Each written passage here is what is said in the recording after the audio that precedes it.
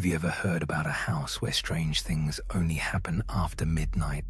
Not loud noises, not violent hauntings, just people. Tonight, we're heading to a quiet town in northern Oregon, where a family moves into their new home and slowly realizes something isn't right inside the house. Welcome to Something's Not Right. And tonight, we'll dive into the Midnight Family. Tyler and Claire had spent almost all of their savings buying the house. It was located in a quiet town in northern Oregon, surrounded by dense forests and long, empty roads. The town itself was small, with barely 800 or 900 people living there. For Tyler, it felt like a fresh start. After years of apartment living, traffic, crowded streets, and endless noise, finally owning a home felt unreal. Tyler worked remotely as a web programmer, while Claire had recently gotten a job at a small clinic in town. They moved into the house during the summer, along with their 5-year-old daughter, Megan. The house itself was old, but well-maintained. 2 floors, wooden interior, a wide living room, and large windows facing the forest behind the property. The first few weeks felt peaceful. At night, the town became incredibly quiet. No traffic, no distant city sounds, just wind moving through trees and the occasional sound of the insects outside.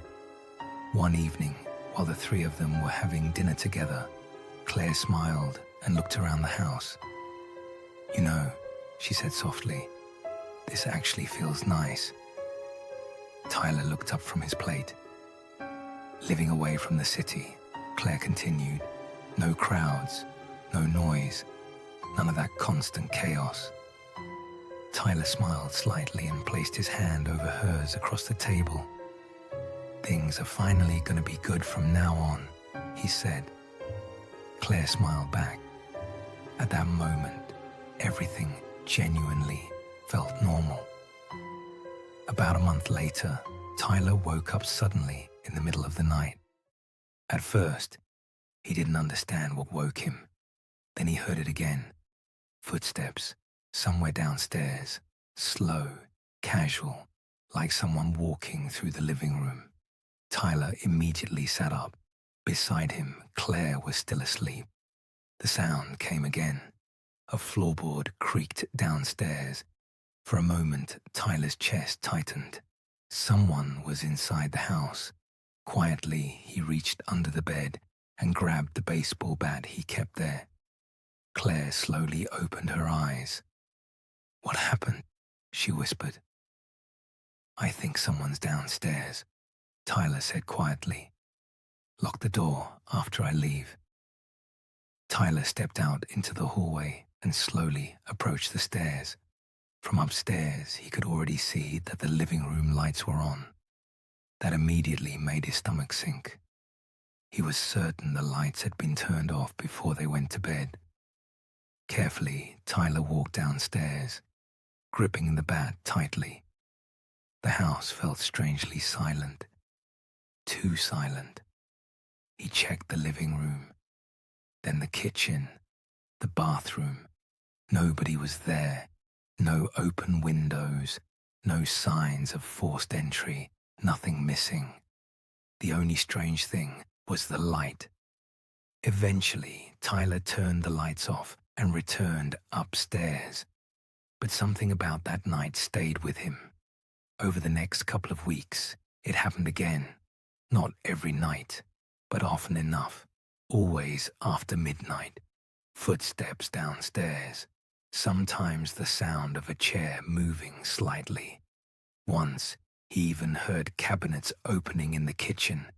Each time, he checked the house, and each time, he found nothing. Then one night, things changed. Tyler woke up after hearing movement downstairs again.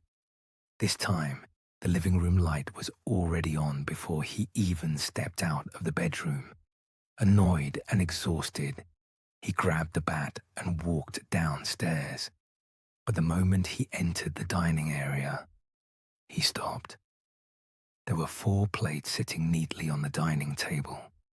Tyler stared at them silently, 1 plate in front of each chair, set carefully, as if someone had prepared dinner. His throat slowly went dry.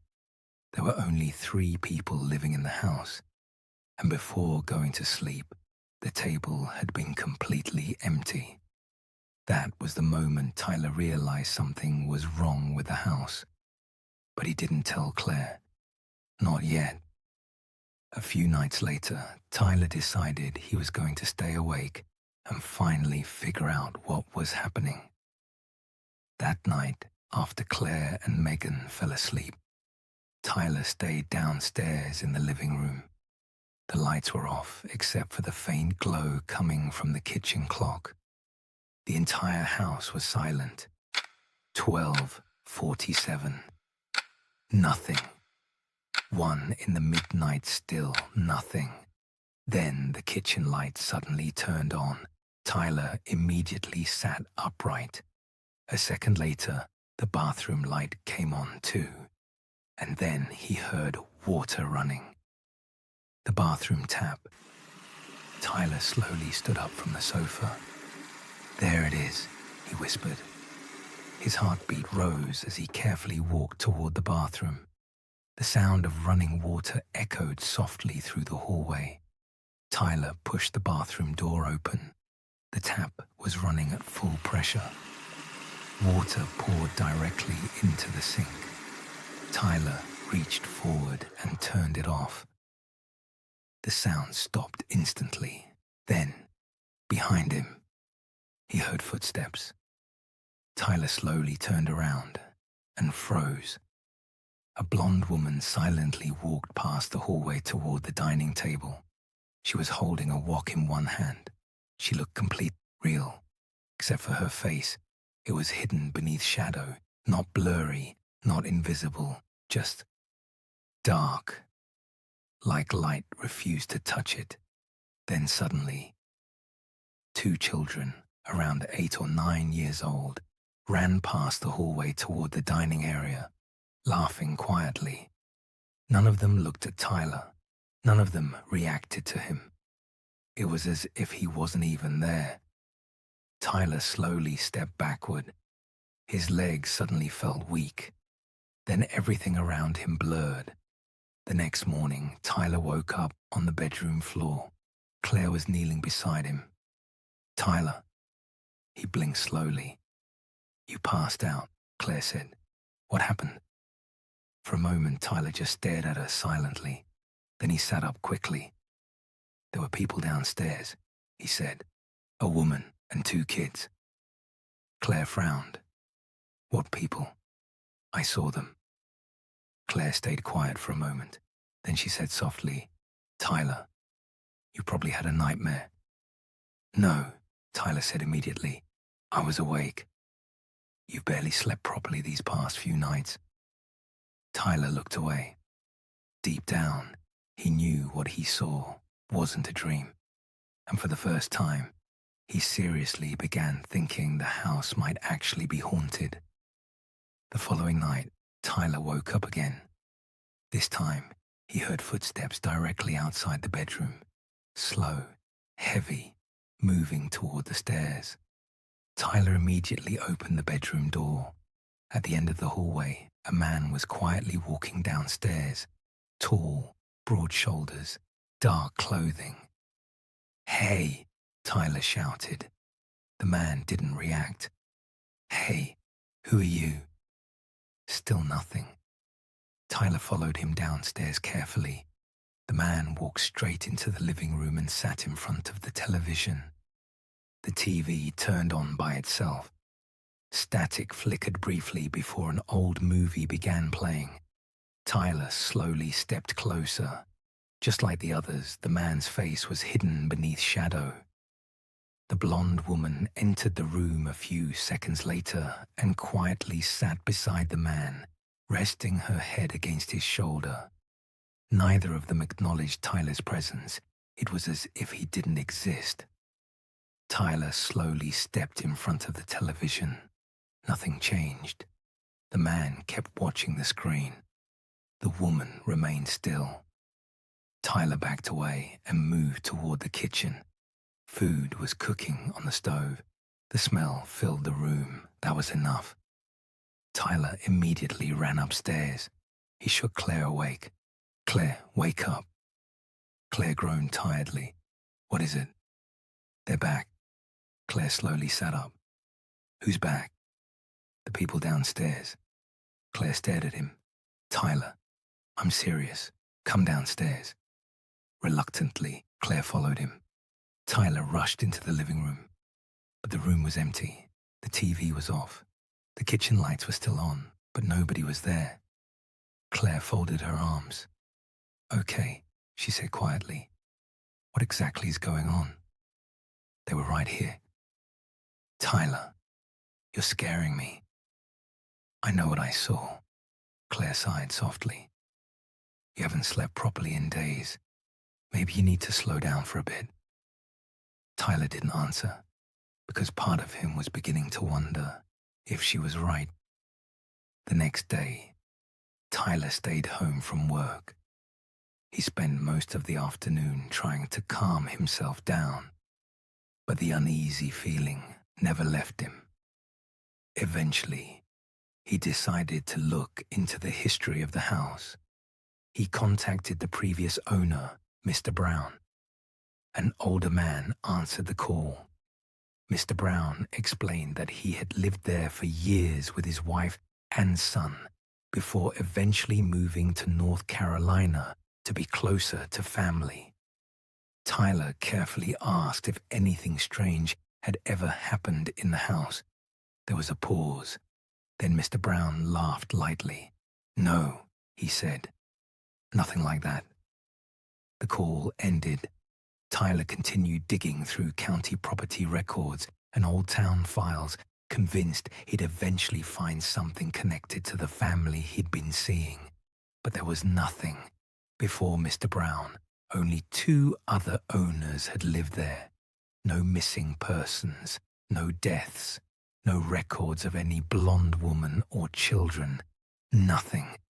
That frightened Tyler even more, because now the ghost explanation no longer made sense. Over the next week, Tyler barely slept. Every small sound inside the house made him alert. He stopped focusing on work. Claire noticed immediately. One evening, she walked into the living room and found Tyler staring silently toward the staircase. "You okay?" she asked. Tyler didn't answer right away, then quietly said, "I keep hearing them." Claire sat beside him. "Tyler." "No, listen to me," he snapped suddenly. Claire looked startled. Tyler immediately regretted it. He rubbed his face tiredly. "I'm sorry," he muttered. Claire stayed quiet for a moment, then softly asked, "What exactly are you seeing?" Tyler stared toward the kitchen. "A family." Claire frowned slightly. "What kind of family?" "I don't know." He swallowed slowly. "They act like they live here." Claire looked unsettled for the first time, but she still didn't fully believe him. Not yet. That changed 3 nights later. Claire woke up around 2 a.m. after hearing soft whispering downstairs. At first, she assumed Tyler was awake again. Half asleep, she walked into Megan's room. The bed was empty.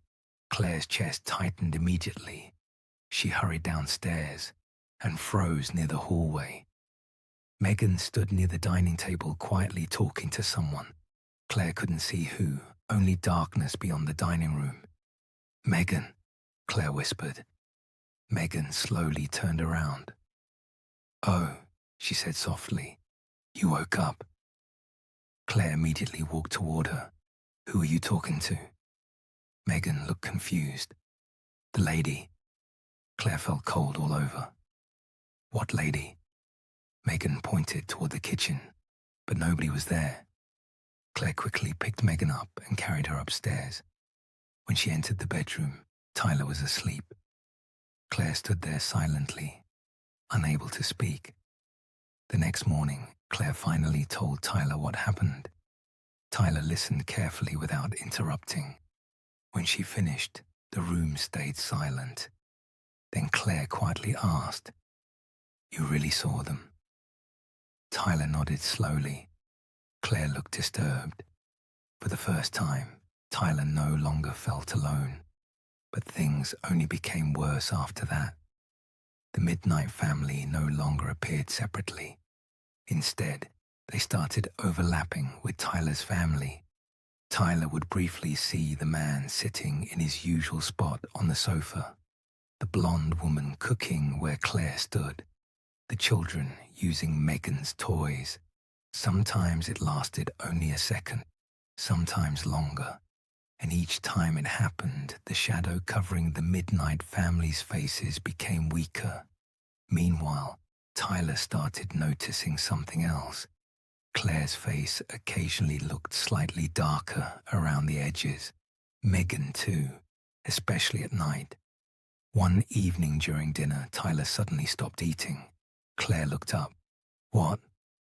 Tyler swallowed slowly. "Do you feel different lately?" Claire frowned. "What kind of question is that?"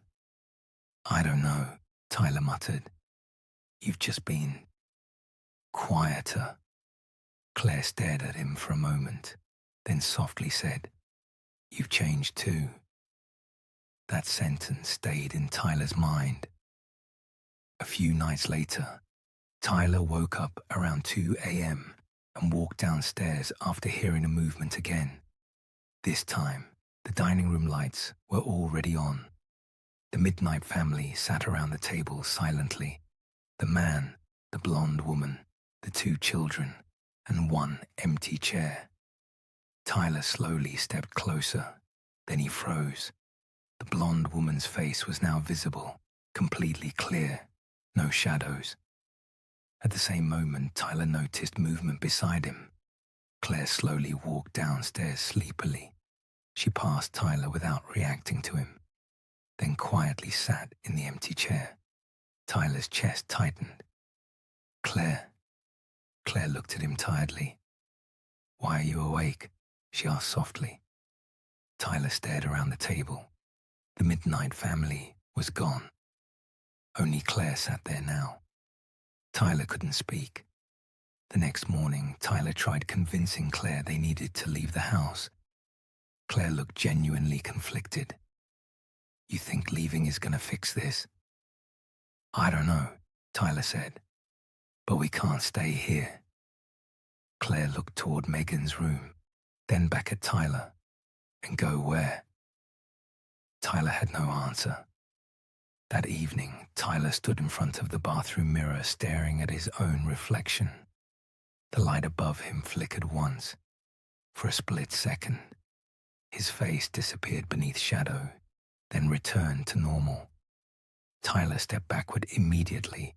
His breathing became uneven. The next few weeks felt wrong. Claire spoke less. Megan spent more time quietly sitting in her room. And every night, Tyler noticed the Midnight family becoming clearer, more human, more real, while his own family slowly felt more distant. One night, Tyler woke up thirsty and walked downstairs. He stopped halfway down the staircase. The living room lights were on.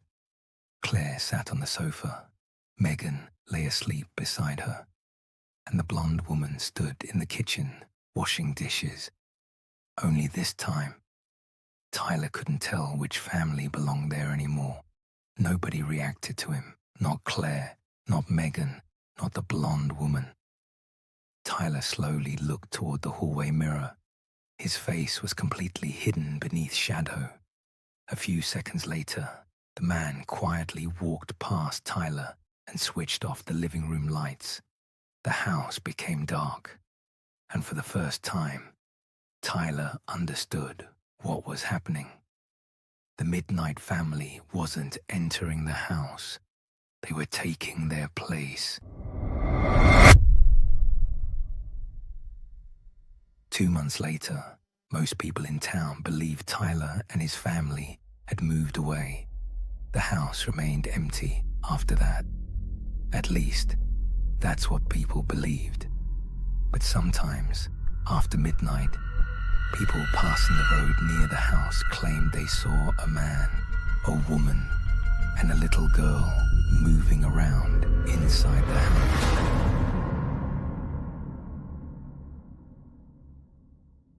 If you enjoyed tonight's story, make sure to subscribe to Something's Not Right for more horror stories every week.